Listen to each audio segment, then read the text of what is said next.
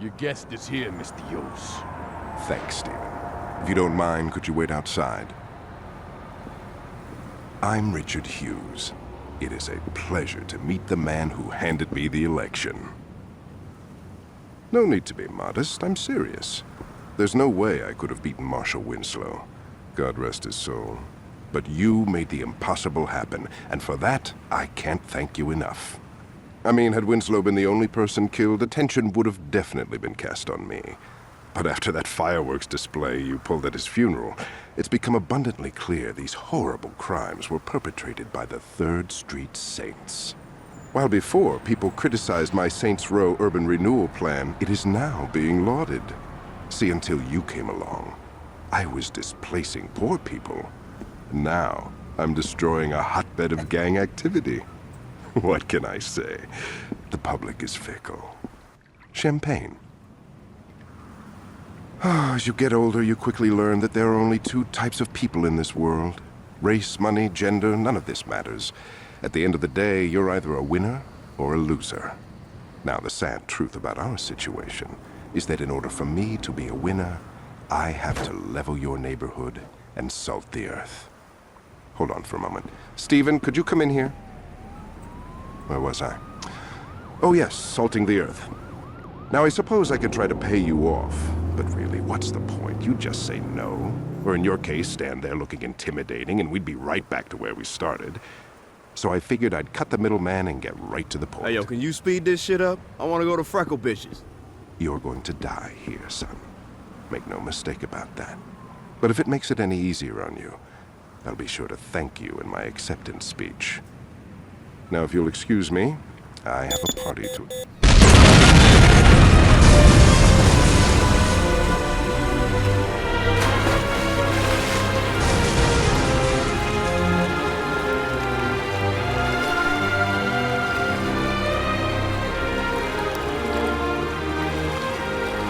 Before Volition got shut down and Saints Row was sent to the Shadow Realm, Saints Row 1 and 2 was a hell of a competitor for GTA. The first 2 games for Saints Row were so good that GTA actually had to tighten up and give us a Sopranos level storyline for GTA 4. I mean, I'm serious, Saints Row 1 and 2 had it down so cold that years down the line, when their series got out of hand after Gat Out of Hell and Saints Row 4, that they were given the most prime opportunity of all, a reboot for the franchise. By the only kind of guys that can make a reboot like this happen, $100 million budget to bring this franchise back to where it should be and be a competitor for Grand Theft Auto. I don't know all the details.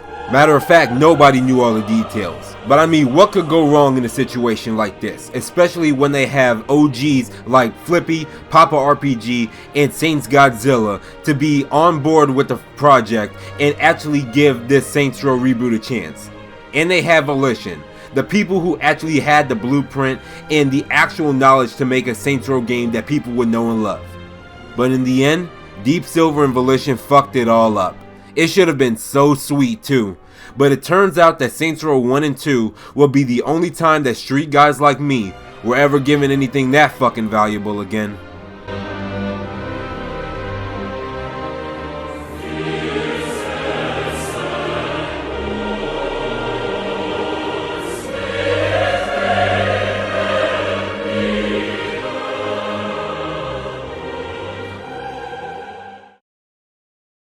Alright, so since my birthday is in pissing distance, and I actually got done with both Saints Row 2 and Saints Row 1 as of recently here on the channel, I may as well talk about why I still cannot let go of the fact that Volition and Deep Silver completely screwed up the reboot of Saints Row. I just cannot let this go, and for good reason. People tell me that it's bad to hold a grudge. Well, in my case, it's even worse to let something go that has so much of significant and sentimental value to you go. And I know a lot of you guys are thinking right now, if you watch my other 4 rant videos on Volition and the terrible Saints Row reboot, like, you probably know that in the last video that I made that I was actually completely done and it was going to be the last ever rant video that I was going to make.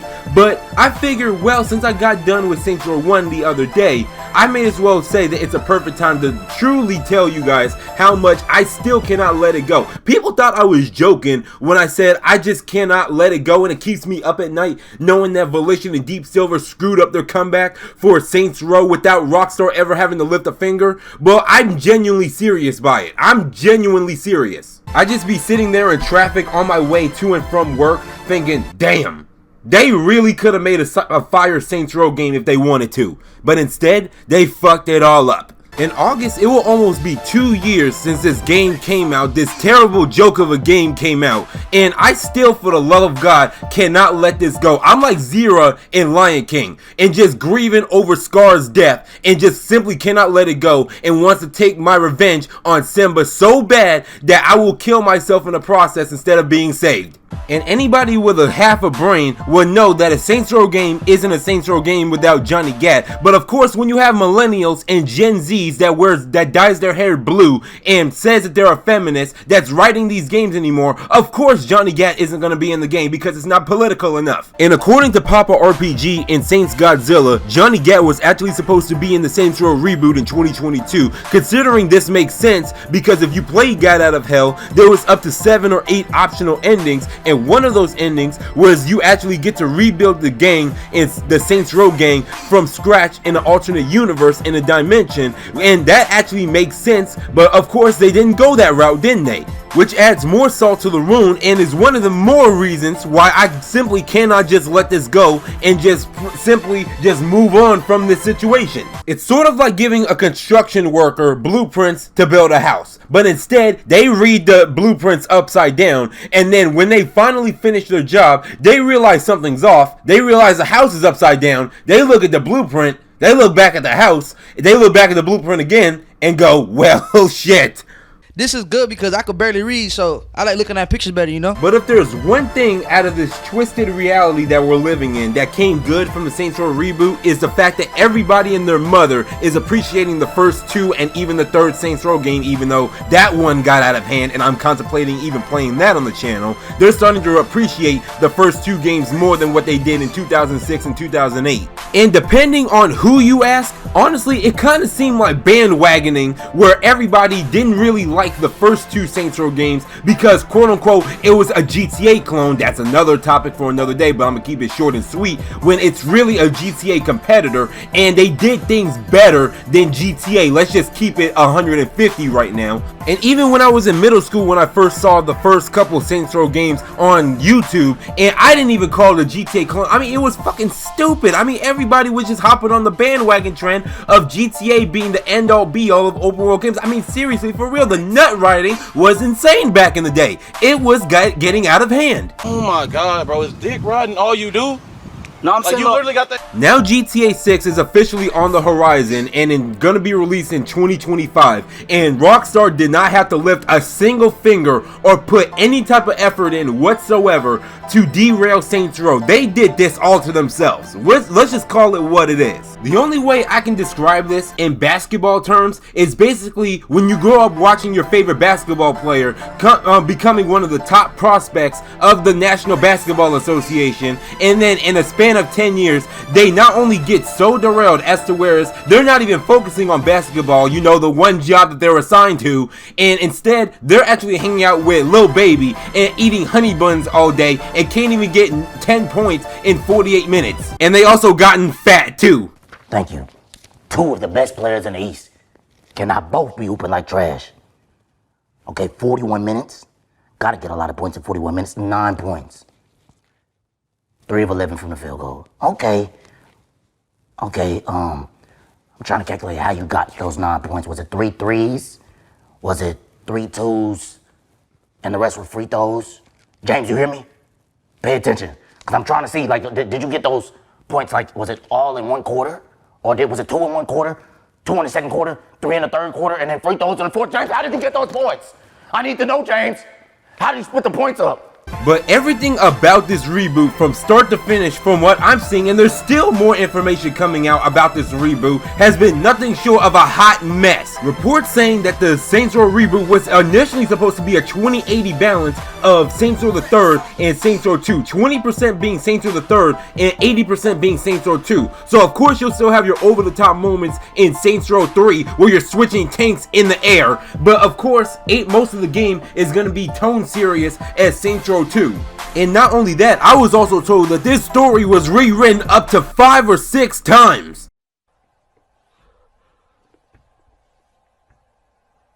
Nigga, what?